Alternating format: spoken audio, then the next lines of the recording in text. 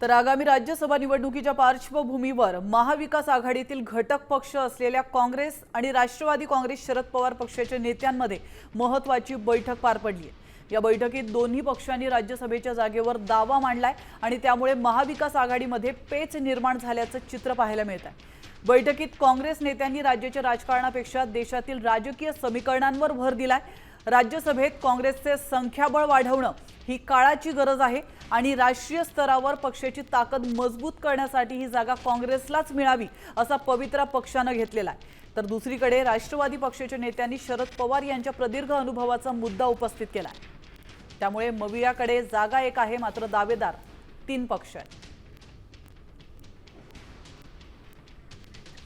आपण पाहू शकतो काँग्रेस, एनसीपी आणि ठाकरे गटात आता चुरस वाढलेली आहे। मवियाकडील एका जागेवर दावा नेमका तिन्ही पक्षांकडून केला जातोय, मात्र वळणी कोणाची लागते हे पाहणं महत्त्वाचं असणार आहे।